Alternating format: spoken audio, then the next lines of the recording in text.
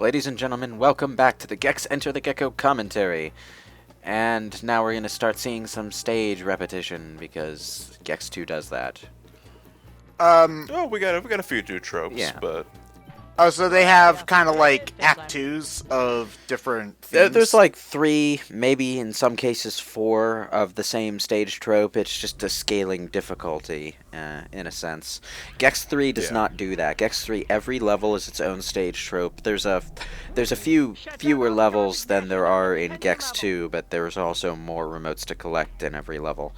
So That seems more similar to other collectathons of the time. Like, obviously, when the N64 and PS1 era first started, like, people were all kind of doing their own thing. But, like, I'd say 5 years after, like, tail end of the N64 era into the GameCube era, people just kind of all decided that either you were going to be straight up linear like Crash Bandicoot, or you were going to be like Mario 64, and there wasn't too much that we're trying to do something different. Because I will say that the style that Gex is going for is very different than pretty much any other 3D platformer I've seen from this era, although I haven't seen all of them, so obviously.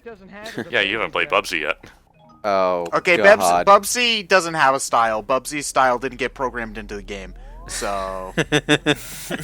Oh man, the funny part is that it's absolutely true. I had that game as a kid. Oh, you poor soul. Wow, like what did you do to get punished so? I think it was a rental, so I didn't actually own it, but I had it for a little while. I played it. I somehow made it some distance into the game and discovered by accident. I might misremember what the code actually was, but I discovered by accident the unlock all the levels code. Oh, that's the all Z's. Z's. That's the all Z's. So you were probably just dicking around on the password screen and discovered it that way. I'm not sure if it's all Z's or if I'm just remembering that wrong, but No, that is what I it's all remember. it's definitely all Z's because quite a few reviews of the game bring that up. Oh, okay. So yeah, so I did discover that by accident. Then hey, this was that disturbing age where when I try to remember back to what I was doing at the time. I'm too young to really have clear memories, so I can never be sure. I also played Blasto when I was a kid. Another classic. Okay, Ryan, Blasto or Glover? Which would you rather be stuck with? Probably Glover. Really? Glover, no I'd question. rather just play Crash. Yeah, but that's the boring answer. If I was stuck between the two, probably Glover, because at least that controls somewhat decently. Ugh. Just in terms of general motion. Lasso, you just can't control at all. Glover commentary on BrainScratch comes when, not it. Nah. Oh man. You know what I also saw, not so much played, but saw my stepfather playing as a kid when I was a kid? Overblood. I've never even heard of that. Overblood don't is a even fossil. As in, like, you're controlling an actual fossil, or? It is a relic of archaic PlayStation 1 game design. And, I would talk about it at length here, but fortuitously, the Gaming Brit did a video on the game very recently. And that's why I have it on my mind right now. But I saw it when I was a kid, and it stuck in my head. A lot of games that my stepdad played stuck in my head, but this was like one of the very few that I didn't actually come back to when I got older. And a lot of the games that I came back to from his gaming sessions that became like my favorites from the era, like the first Legacy of Kain and Resident Evil 2. But dear Jesus God, Overblood, I am so glad I missed out on a chance to play that.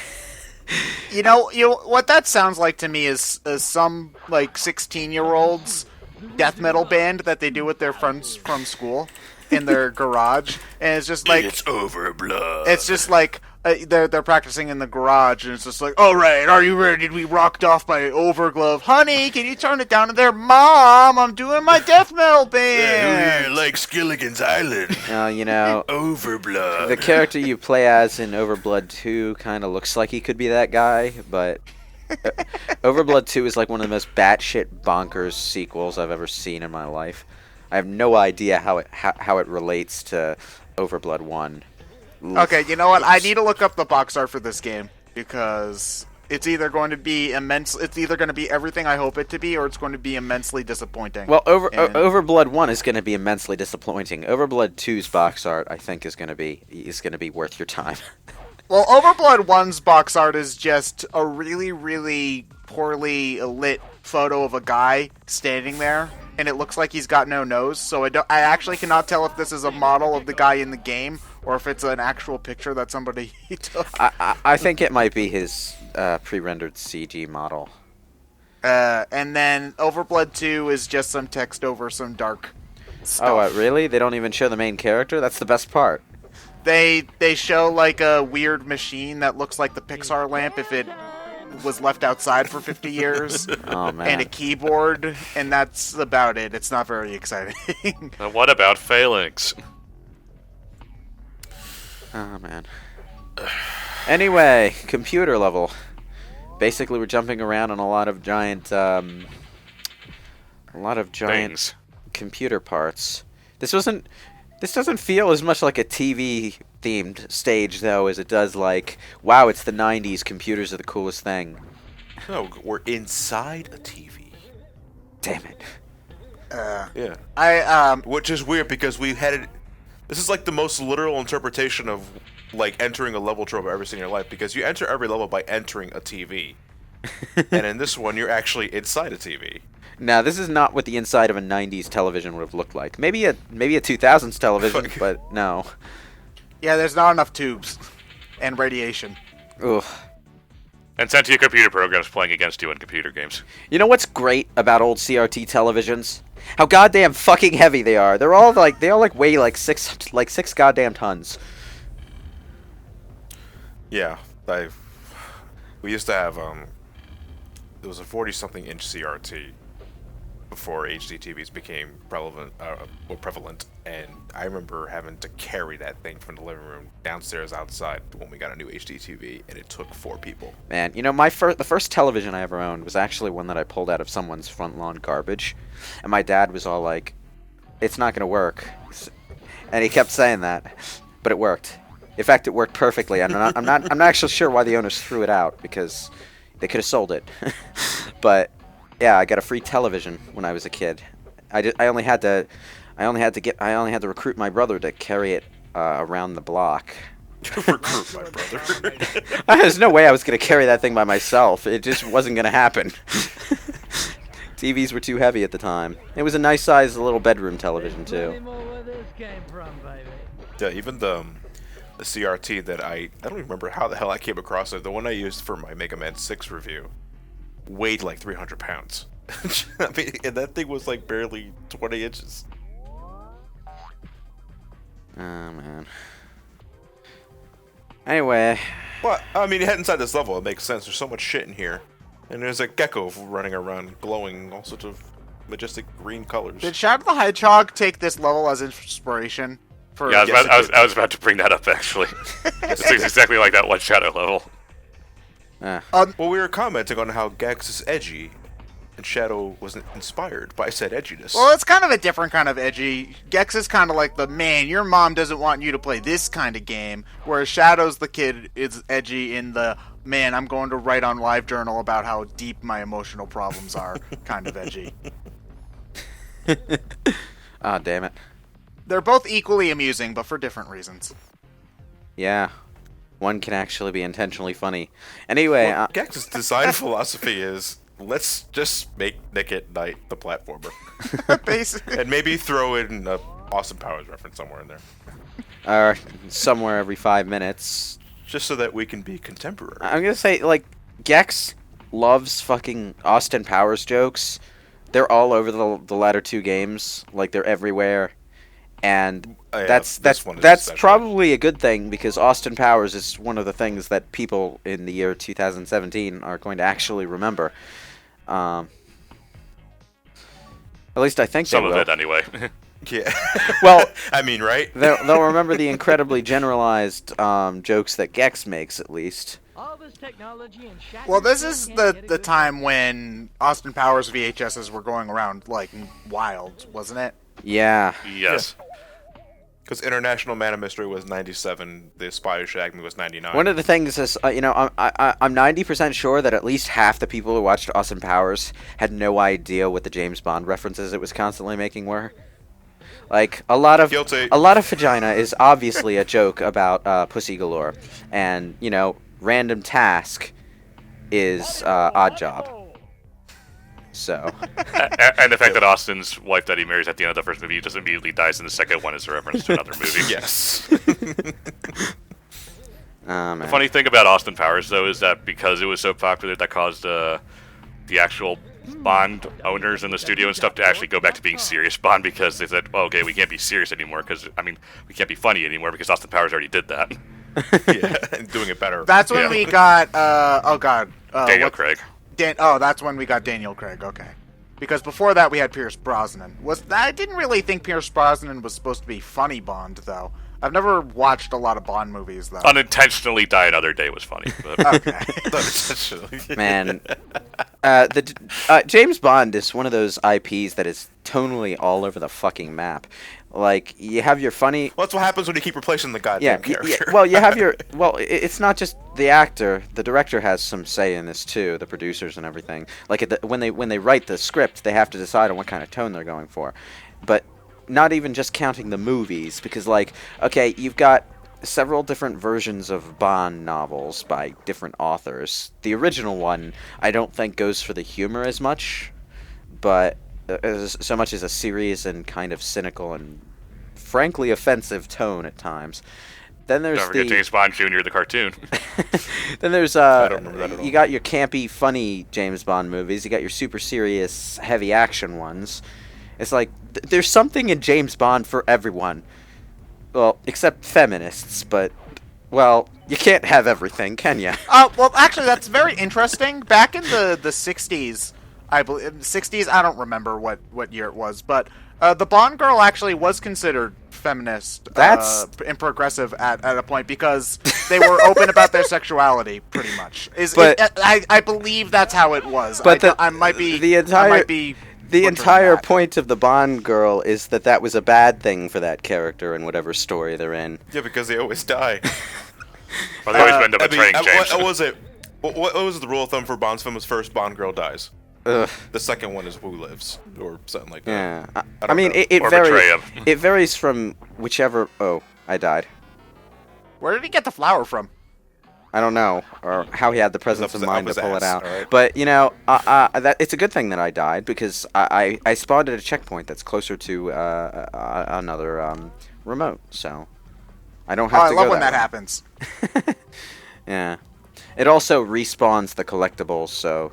Well, oh no, it doesn't respawn the collectibles. What happens is, when the collectibles change tiers, sometimes collectibles reappear in places that you've already cleared out, so there's more to collect. You will never run short of collectibles in this game. Forget about it. There we go. Danny DeVito? Like, that's not even relevant to anything we're talking about right now. Like, I think maybe Godfather might have been around at the time. Like 20 years before this. 70s. The 80s. Something Mafia related. I think there's a Mafia level in Gex 3, so... And now we're playing CNC Music Factory. This happens every time you get this power-up. Well, it's not even really a power-up, it's just a transfer device. Yeah. Oof. You know, you're supposed to go inside the green orb and then take it to another spot, so that, I think you just use the power sign up. Yeah. Power up platforms, power up bounce launchers, and power up the hard light bridges. okay, Gex, Full House wasn't even canceled by this point, and it wasn't 12 years. All right, it was like 8 seasons. Okay. I think he somehow knew in the future they were going to bring it back as a sequel series, so he's counting those seasons too. I think that was like the 90s television version of the Final Fantasy 30 joke. I want to see a Final Fantasy 30 just so that I could laugh at the Roman numeral that's going to require. Triple X. One of my favorite jokes from the Newgrounds age of Flash animation was, I believe it was called The Decline of Video Gaming, and they were basically, like, it was like 50 years in the future or whatever, and like there was Mario, like, accounting and whatnot, but my favorite joke Mario repairs the VCR. But my favorite joke in is that they pull up a Final Fantasy box. It's like, Final Fantasy, you can always trust on this series to be quality. And then the guy tries to pull the box off of the shelf, but he keeps on pulling, and the box keeps on going on and on and on because there's more and more Roman numerals. So he just like the box almost looks like it's stretching. It's hilarious. What separate franchise makes fun of like Final Fantasy number 20 something? At one point, and as a poster or something. No, I don't think anyone is ever going to beat the massive written-in joke that was Lightning Returns Final Fantasy 13. I know what you're thinking. Well, that's just funny because it's canon. Oh man. Okay. So a lot of the levels have 3 remotes, but a good number of them have 2 red remotes instead. And these tend to be actually some of the more difficult levels because they're generally designed with 2 distinct pathways branching out from the beginning, and the pathways are long. Beam me up, Scotty. Oof. How does this game do checkpoints? Like, are they frequent? If you find a television that you can knock down with a checkerboard pattern on its screen, that is a checkpoint. Okay. Boys, try and But do there more. aren't that many It's not checkpoints gonna because work the fine. levels aren't generally long enough to merit them. Hey, Gex, I know plenty of people who like Tron, whatever the sequel's name was.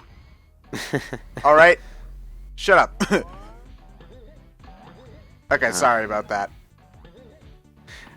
Whenever I hear Tron, all I think is Sword Art Online Abridged now, because the version of Akihiko Kayaba at the beginning of that tries to explain his Grandmaster plan through pop culture references. Hey, has anyone seen Tron? Has anyone seen Tron?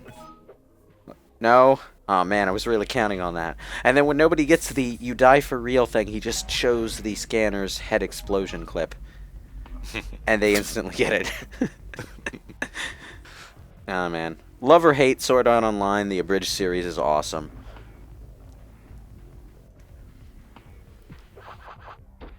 You are my secret friend. What kid is gonna get that reference? I don't get that reference. I don't either. Exactly, and that's why Gex failed. Well, Gex didn't fail, but it did sort of fade into obscurity. Was there any game after Gex 3? No. No? No. I mean, Gex is up with Square Enix has Gex up for like, hey, developers, you wanna do a Kickstarter game for one of our IPs? Well, Gex is one of the ones, along with Fear Effect. But well, the difference there is that Fear Effect is actually Oh yeah, I've getting been waiting something. for this day.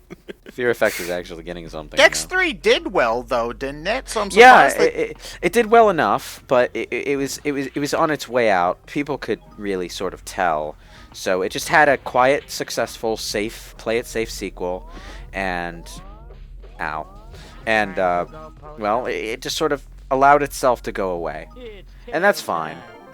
You know, when a game series has done enough, it's fine with admitting that it's done enough, and just leaving the series on a good note. No, that this is the game industry. We need to run everything into the ground until everybody's sick of it. Oh And God! make- Even keep when we're on- making a brand new IP, it has to be a franchise already.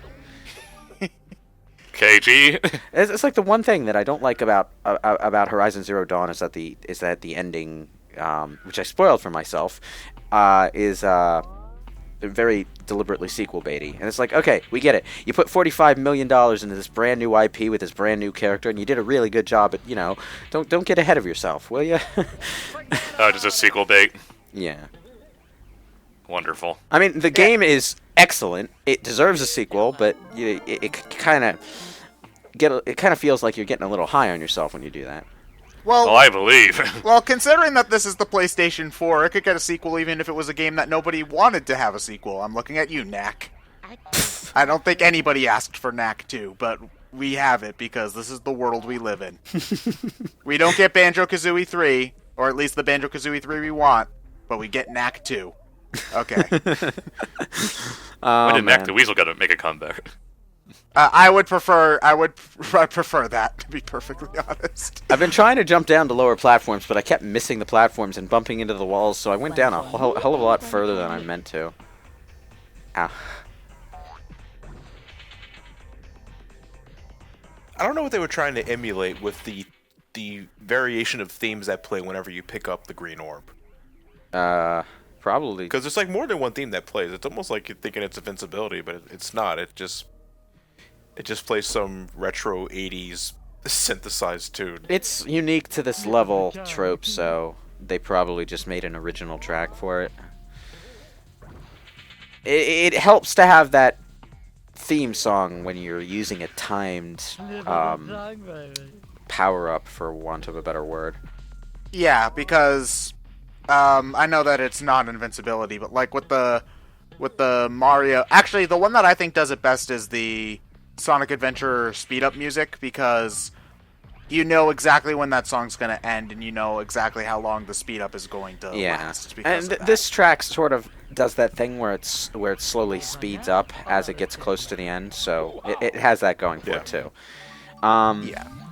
But yeah. Hooray, we got everything. We don't have to try to watch that mess of a level again. Could you tell my palms were sweating by the end of that? Because I had one hit left, and I didn't want to go through all that again. Ah, man. Circuit Central levels generally aren't my favorite in the games. Back in the 90s where they actually spelled out www.whatever.com and everything. www.com.com. The level names in this game are genius, by the way. This one is called Thursday the 12th. Thursday the 12th. Critically acclaimed prequel to Saturday the 14th. You thought I was going to say Friday the 13th, but no, that'd be stupid. Is that the one where Jason goes to a bed and breakfast? Yeah. Sunday the 16th really did jump the shark. I mean, 15th, damn it. It's not even correct. Monday the 17th, when Garfield went on a killing spree.